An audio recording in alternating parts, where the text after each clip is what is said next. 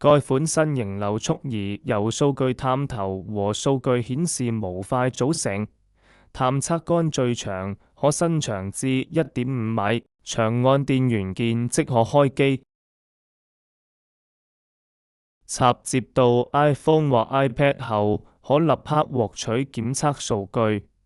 撥動探頭轉輪，即可在設備上顯示轉速。配套 APP 最多可同時連接4個探頭，可同步檢測海岸環境的流速、風速、溫度、濕度並分析參數關聯。掃描產品機身印刷的二維碼，即可在 APP 中點擊對應按鍵，完成傳感器連接。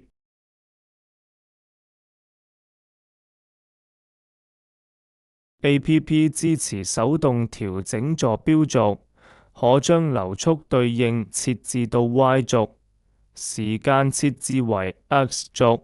點擊開始按鈕後，APP 會自動記錄每秒的流速數據。手動調整探頭流速時，屏幕會實時顯示對應的流速數值。本次演示中，流速從最低的0.13上升到0.34。點擊平均數按鈕，可計算指定時間段內的平均流速。本次30秒檢測得到的第一段平均流速為0.21。